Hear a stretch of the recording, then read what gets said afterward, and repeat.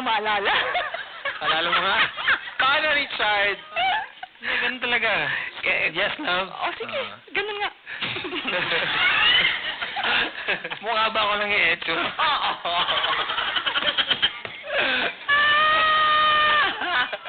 Kasi si Don, hanggang ngayon, relax ba? Si Richard parang hindi na-relax. Oo. Kanina relax kayo, pero parang unti-unti may nagbago. Parang na-affect ka na sa chikahang to. Promise. Huwag naman, ako conscious tuloy. Yun dyan, nakikita ko naka-conscious na tuloy. Pili ko may something ka ba kayo doon? Pwede ba? Mata pa, naiiyak. Naiiyak. Bakit ganun? Iba yung pakiramdam pala talaga. Ako? Ay, siya! Ano? Nagpa-flush! Iba. Totoo, Richard. Kanya talaga kami mga mistiso. Namumula yung mga mukha namin. Sige na nga. Dati na pag may ginagawa kayo mga eksenang romantic, binubuhat mo daw siya, nagbubuhatan kayo?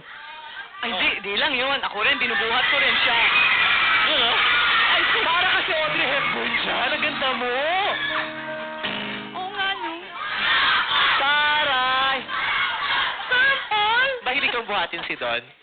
Oo, kasi marami kaming scenes na ganyan. Oo. Tsaka parang ang gaan niya lang naman Pagkaan dati. talaga si Oo Don. nga. Parang naiwawasiwas mo si Don dati. Very light.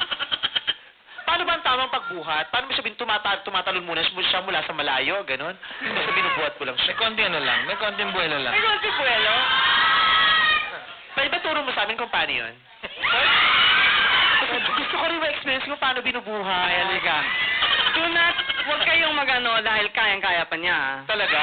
Kayang-kaya pa niya. Ikaw, kaya mo pa bang magpabuhat? Ay! Sige, Ay, sige, buhatin mo, ha? Pero ikaw, kaya mo pa bang magpabuhat? Kasi gusto ko makita muna from you eh. Kasi kaya pa bang magpabuhat? Oo, kaya ko pa. Ay, kaya pa daw. Tingnan nga natin kung paano yan.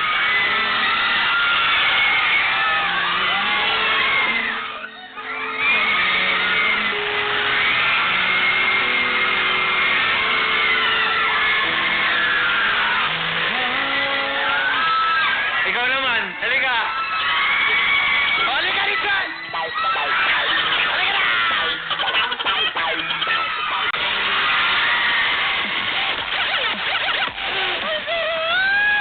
Nakaka-Don Sulueta pala yun. Yun ang usong term ngayon ha. Magpabuhat tayo sa mga jowa natin. Nasa sabihin natin, uy, i-Don Sulueta mo ako. Yun ang term ngayon. Kung merong i-PVB teens, ngayon naman, i-Don Sulueta. Sino gusto magpa-Don Sulueta dito? Halika, magpa-Don. Kaya mo ba talaga? Aya, halika!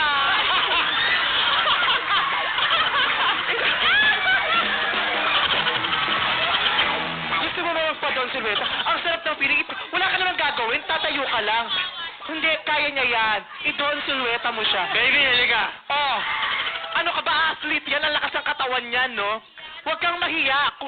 Kung nahihiya ka, dapat tinigil mo ang pagkain last year. Kaya yan. Oh, sabihin mo lang, Richard, i-Don Sulueta mo ako. Richard, i-Don Sulueta mo ako. Go!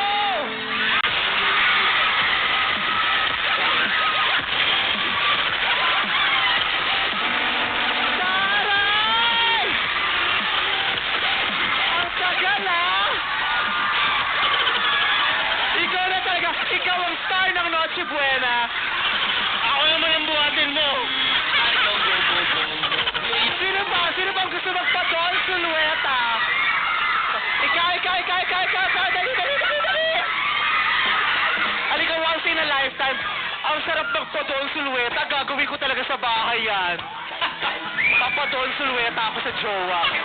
Gusto ko yung takbo mo mula doon. Mula doon ka tatakbo dito. Tatakbo ka ha, tapos sasapuhin ka niya ha, nakaka-Don Sulueta. Sumigaw ka, Richard! I-Don Sulueta mo ako! 1, 2, 3, go!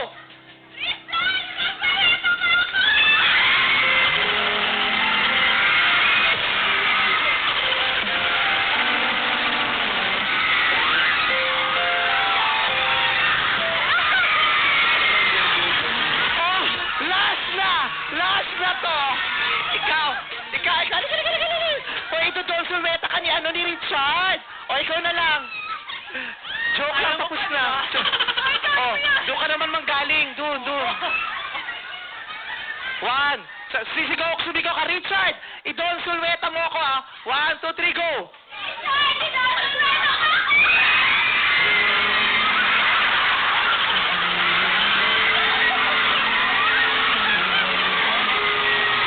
Hoy! Teka lang, gusto ko rin may kanyang ikot. Richard! Idon, sulweta mo ako!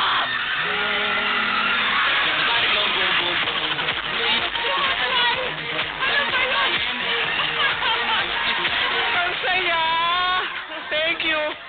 Since tayo naman ay kilig na pinag-uusapan ng kahit tapos naman na, di ba? Alam naman nating lahat na tapos na, ito ay love team na lang, hindi na totoong buhay, pero kinikilig pa rin tayo, di ba?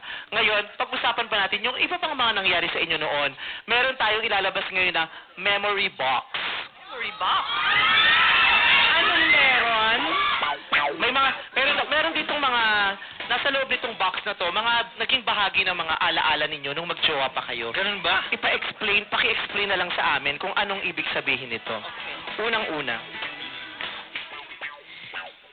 Ito.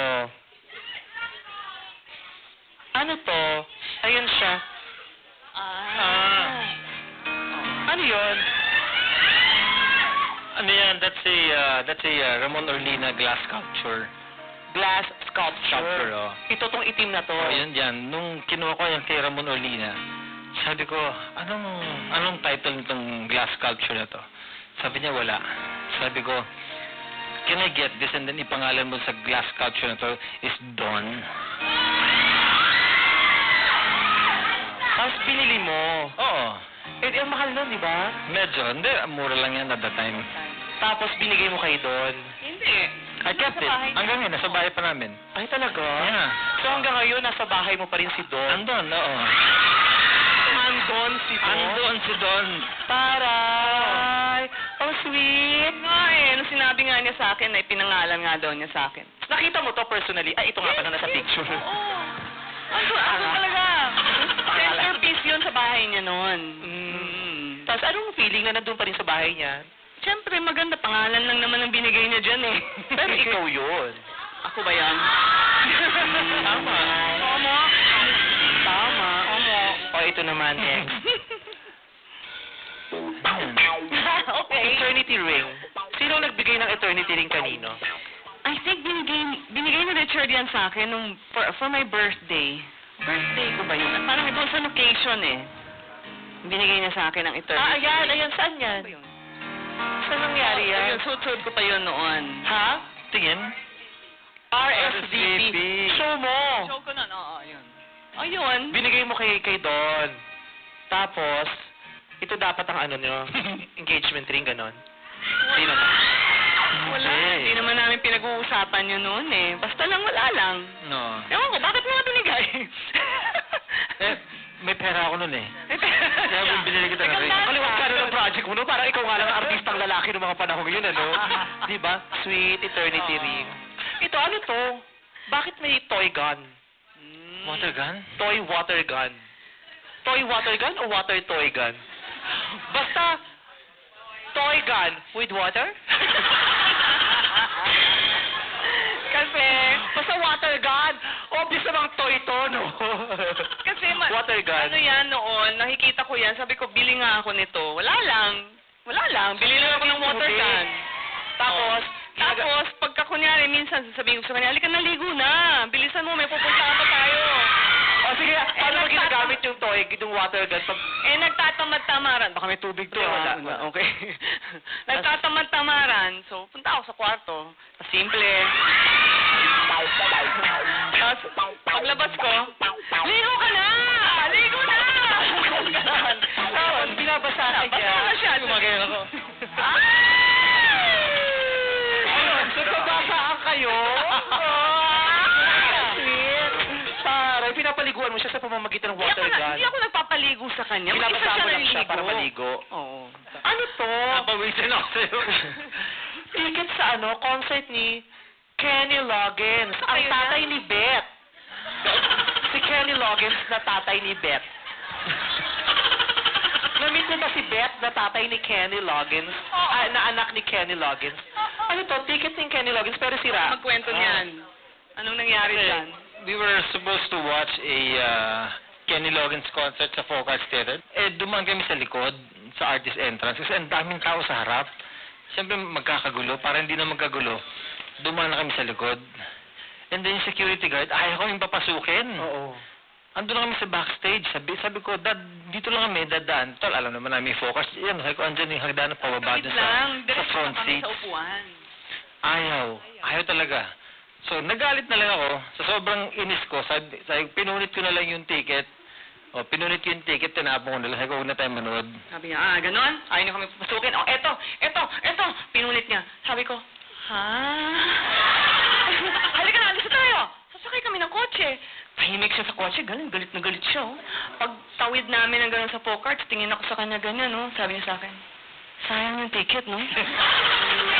Ang mahal na Ewan ko nga sa'yo eh. Sabi ko, ba't mo pinunit? Sayang nga. Susi ka ba?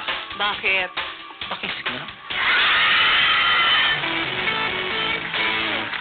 Start the new year right.